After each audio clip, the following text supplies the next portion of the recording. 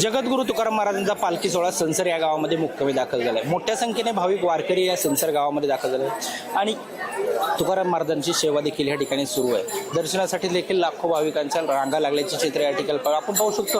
अनेक वारकरी अनेक भाविक ह्या पालखी सोहळ्याकडे पालखी मुक्काम स्थळाकडे दर्शनासाठी येताना दिसत आहे। काही ग्रामस्थ देखील आपल्यासोबत आहेत, त्यांच्या भावना जाणून घेणार। काय सांगाल, काय भावना आहे तुमच्या गावामध्ये पालखी दाखल झालेला एवढा मोठा सोहळा होतोय, काय तुमच्या भावना आहेत? नक्कीच आज तुकाराम महाराज ची पालखी आज संसरमध्ये आलेली आहे। सगळे गावकरी खुश आहेत, भक्तिमय वातावरण संपूर्ण झालेलं आहे। परंतु ह्या वर्षी असं झालं की पालखी संसर स्टँडवर उतरती, ग्रामस्थ खांद्यावरती घेतात ती पालखी आणि संसरच्या मेन पेठेतून ती पालखी तळावर आणली जाते।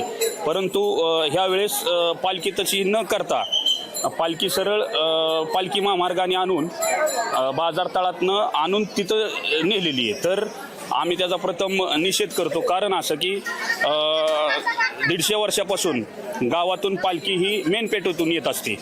मग आता गावात भरपूर प्रमाणात तिथं अतिक्रमण झालेलं आहे, निकृष्ट दर्जाचा रोड झालेला आहे। 5 वाजता इतका प्रचंड पाऊस झाला, त्या पावसात अक्षरशः एक अर्धा फूट पाणी साठलेलं आहे रस्त्यावरती। त्यामुळं विश्वस्तांनी ती पालखी इकडून आणली असावी असं आम्हाला वाटतं, पण गावकरी म्हणून आम्ही नाराज आहोत। तुम्ही कशा प्रकारे तयारी केली होती? म्हणजे पालखीच्या स्वागत आम्ही येताना देखील पाहिलं, रस्त्यामध्ये रांगोळ्यांच्या पायगाड्या घातलेल्या दिसत होत्या, म्हणजे कशा प्रकारे तुम्ही एक तयारी केली? अगदी रांगोळ्याच्या पायगाड्या होत्या। संसरमधून मेन पेठेतनं पालखी येताना सगळ्या महिला वर्ग असेल काय ते परंपरेनुसार सगळे तिथं स्वागताला थांबतात, फुलांचा वर्षाव होतो। परंतु पालखी मेन पेठेतून न आणल्यामुळं संपूर्ण गावकरी नाराज झालेले आहेत। नक्कीच अनेक देखील गावकरी, काय सांगाल तुमच्या गावामध्ये आज तुकाराम महाराजांची पालखी मुक्कामी आली, किती वर्षापासूनचा इतिहास आहे तुमच्या गावाला? म्हणजे जसं सुरुवातीपासून पालखी सोहळा चालू आला आहे त्या दिवसापासून पालखी आमची आहे मेन पेठेतनं येते। तर मेन पेठेतनं पालखीत असताना सर्व लहान मुले, प्रत्येक घरातील महिला हे फुलाचा वर्षाव करत सगळ्या तिथं थांबलेल्या असतात। तर यावेळेस काय झालं की पालखी तिथून न येता ती इकडून डायरेक्ट खाली आली।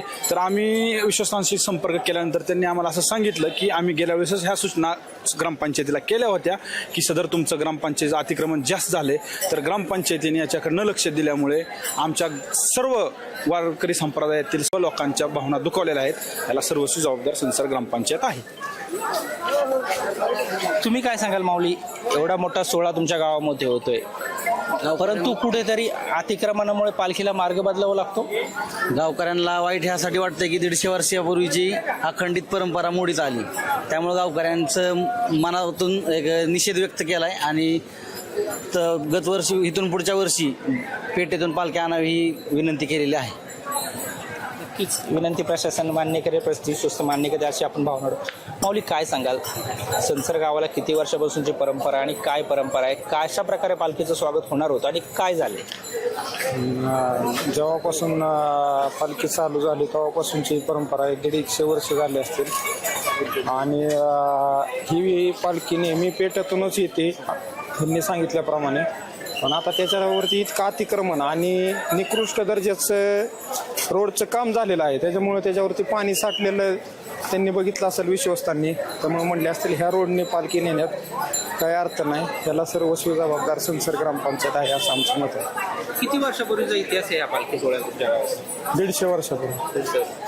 सर काय सांगाल, तुम्ही गळ्यावर टीका लावलेला आहे, गळ्यामधले गाल परिधान केलेलं आहे माऊलीच्या वेशात, काय सांगाल तुमच्या गावाला पालखी सोहळा दाखल झाला आहे, किती वर्षाची परंपरा आहे आणि काय इतिहास आहे तुमच्या गावचा? सर्वप्रथम माऊली तुम्हाला रामकृष्ण हरी, कारण तुम्ही हा जो आम्हाला संधी दिली की नक्की काय झालं ती, तर हे संसर जे गाव आहे हे संसर गाव क क्षेत्र म्हणून दर्जा मिळालेला आहे। या गावामध्ये शिंगणापूरची जी दज आहे ती दज इथनं म्हणजे वेढा घालून जाते पुढं तिकडून आल्यानंतर।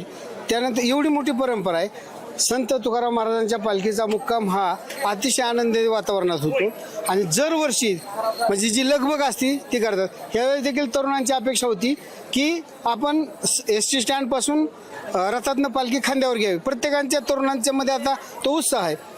परंतु देवस्थानने सांगितलं की नाही, की आम्ही पालखी तुम्हाला आधीच आम्ही सांगितलं होतं ग्रामपंचायतीला आधीच तसं पाहिलं तर ग्रामपंचायतीने ते करायला पाहिजे होतं अतिक्रमण, पण ते केलं नाही आणि त्यामुळं त्यांनी सांगितलं की आम्ही पालखी सरळ नेणार. त्या ठिकाणी इथनं त्यांनी खांद्यावर दिली आपल्या पालखी, परंतु गावामध्ये जे पायगड्या घातलेल्या असतात, फुलांचा वर्षाव होतो आणि एक वेगळा आणतो. लहान मुलांना गर्दीत येत नाही, ती वरनं बघतात, ते एक वेगळा आनंद असतो. तर ते आनंद आमचा हिरावून घेतलेला आहे. आमचं एवढंच म्हणणं आहे ग्रामस्थांतर्फे की झालेल्या ज्या काय आमच्या चुका असतील ते आम्ही सुधरवू, परंतु जी वर्षानुवर्ष परंपरा आहे ती चालू राहावी. एवढी तुम्ही कशा प्रकारे स्वागताची तयारी केली होती? स्वागताची तयारी म्हणजे आमचं जो महिना 2 महिने झालं ग्रामपंचायत असेल, प्रत्येक गावातले लोक असतील, ज्या ज्या ठिकाणी पाणी साचते त्या ठिकाणी मुरुम टाकला जातो. त्यानंतर स्वच्छते बाबतीत, लाईटच्या बाबतीत, झाडं जर लाईटवर असतील, ही सगळी व्यवस्था राबवली जाते. कारण इंदापूर सगळ्यात जास्त मुक्काम इंदापूर तालुक्यात आहेत आणि त्याची सुरुवात संसर गावात नव्हती, त्यामुळे एक वेगळा आनंद असतो आणि ह्या आनंदावरच पहिल्यांदा पाणी पडलं. पालखीचा मार्ग तुमच्या गावात करून पाडून चालत आला, तो कसा होता? ना पूर्वीपासून तो गावातनंच येत होती. एवढंच काय, महादेवाचं मंदिर आहे, त्या मंदिरामध्ये मुक्काम असायचा, तिथंच पालखी ठेवली जायची. नंतर म्हणजे विठ्ठल रुक्मिणीचं जे मंदिर आहे त्या मंदिरामध्ये पालखी ठेवली जायची आणि तिथंच लोक दर्शन घ्यायचे.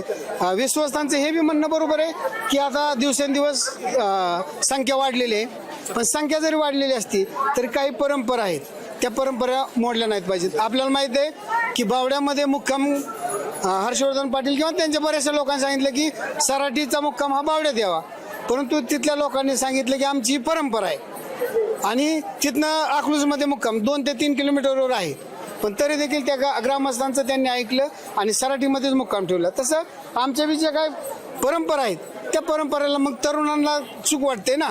आजोबा पंजोबांच्या काळात पालखी अशी येत होती आणि आपल्या काळात मार्ग बदलला, म्हणजे तो कमजोरपणा आहे.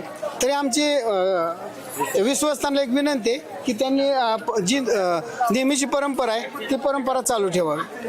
नक्कीच हे होते काही संसर ग्रामस्थ यांनी पालखीचा जो मार्ग बदलला त्याबाबत थोडी नाराजी व्यक्त केली की विश्वस्तांनी पुन्हा त्यावरती विचार करावा और जुनं पारंपरिक पद्धतीने जो पालखी मार्ग आहे त्याच पालखी मार्गाने पालखी आणावी. आम्ही पालखीचे जोरदार स्वागत केलं, रांगोळीच्या पायगड्या घातल्या होत्या, परंतु पालखीचा मार्ग बदलण्यात आल्याने कुठेतरी नाराजी ग्रामस्थांमध्ये पाहायला मिळत आहे. सचिन नुमा, LS मराठी, संसर, पुणे.